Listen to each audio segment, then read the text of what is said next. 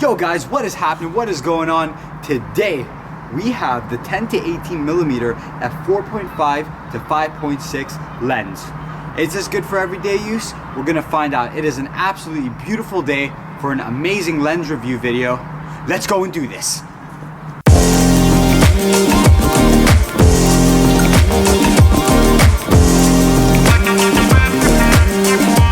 This has got to be like the most widest lens I've ever freaking used, ever. Like, it's insanely wide, man. Right, let's talk about weight, okay? So, this is the most lightest lens I've ever held in my life. I've never held a lens this light ever. Very, very plasticky as well. And it's really small. Like, look at that. That is extremely small.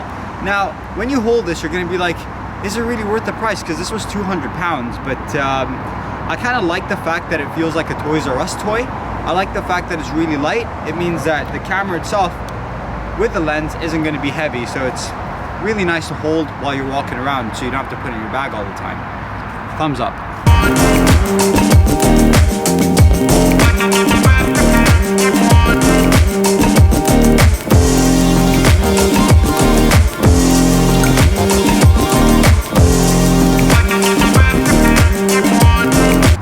One downside to this lens is, to be honest, I can't think of a downside just yet, but I'm pretty sure we'll find something.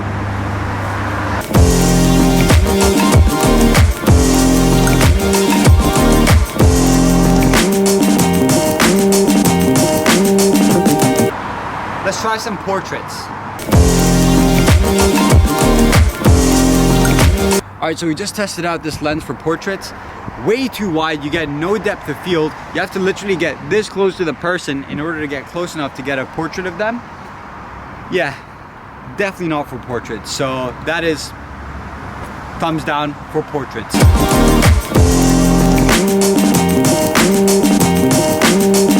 Alright, let me show you what I mean by the fact that it's lacking depth of field.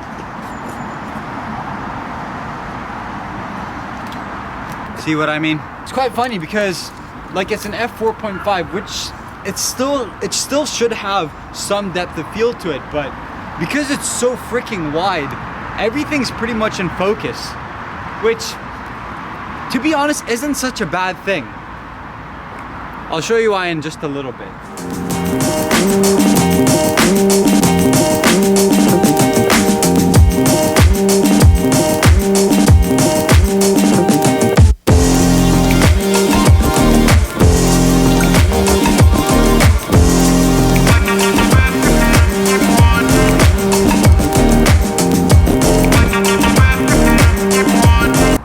Definitely not good for a zoom lens at all. Yeah, I wouldn't buy this lens if you want like a zoom lens. This doesn't do that. This is primarily, specifically for wide shots.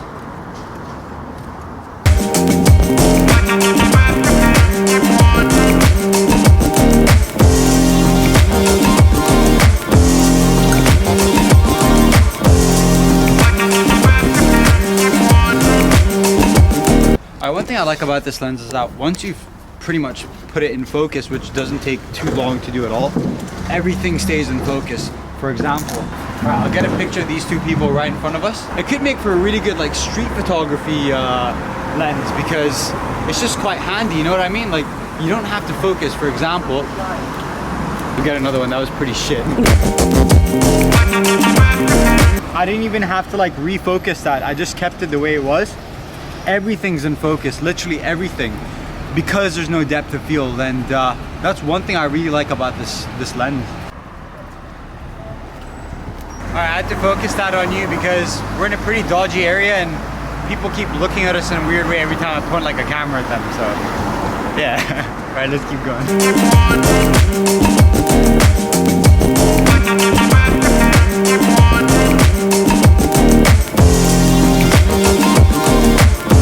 Alright, we have found a beautiful sketchy looking tunnel. I want to see how this lens performs in low light because it is an f4.5, so it doesn't let in as much light as an f2.8 or an f1.8 lens. So I've got the settings right now at shutter 100, at f4.5, at ISO 100.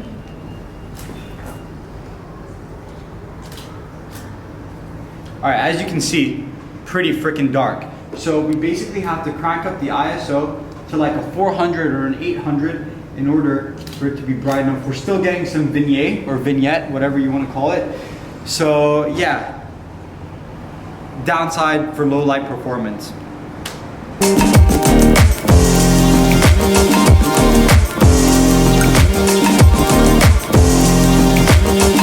Man, I just can't get enough of how freaking right. I have to show you guys exactly how much we can fit into this lens. Let's find a basketball court or something. Let's go. I'll show you guys exactly how much we can fit into this lens. It's insane.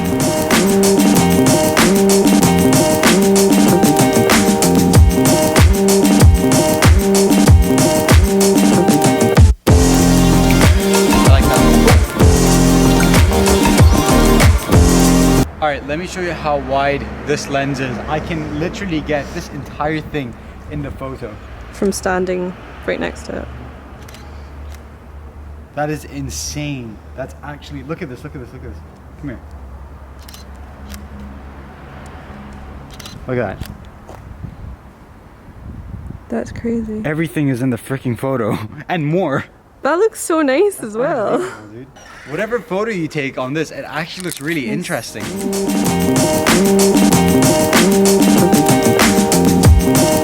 I think if you're like a street photographer or like a landscape or an architecture photographer, this lens is the lens that you want. You just get freaking everything in it. Like everything is in this lens.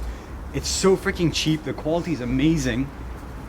But one thing that I literally just remembered now is that this lens is not for full frame cameras. This is strictly just for crop sensor cameras. So if you have a full frame camera, 5D, do not buy this lens. It's not gonna fit on your camera. It's not gonna work. That's probably why it's so cheap as well. All right, it's actually rained quite a lot. We're gonna take some cover under that tree until it stops raining. Whew, that was close. All right, so we have been standing under a tree for like the past 45 minutes. There's no sign of this rain stopping. It's calmed down a little bit, enough for us to actually go in real quick and show you guys exactly how much we can get into this lens of that basketball court. So what Rebecca's gonna do is she's gonna stand in this corner here and record this video on a 17mm to show you how much she can fit into that lens. And then I'm gonna get a picture of the entire basketball court from the corner on a 10mm and show you the difference.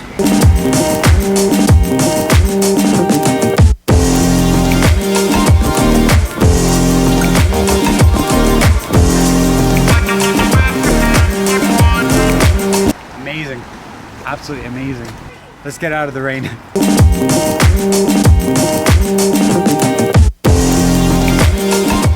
Alright guys, we have come to the end of the video, which basically means conclusion time. So, this lens for me is probably my most favorite lens that I have on me. This and my 50mm. Now, this is amazing for all the types of photography that I do. Street photography, architecture, landscape photography. The only thing it isn't good for is portraits. So if you're a portrait photographer, do not buy this lens because there's no depth of field and you start getting like a warped type of look when you get too close to your subject. So yeah, if you're an architecture, street photographer, or a landscape photographer, this is amazing. It's so cheap. It's so freaking wide and it's really light as well. Like, it is very plasticky, which might maybe put you off, but don't let the feel put you off. It's very cheap, man. It does not work on a full frame camera, only on crop sensor cameras. So if you have a full frame camera, maybe a 16mm, that will be way more than wide enough for you. But if you're a crop sensor person, this lens is freaking amazing. Downsides to this lens is because it's an f4.5, doesn't work too well in low light situations. You're gonna have to crank up that ISO, which basically means you will start to get some grain, especially if you're using a crop sensor camera.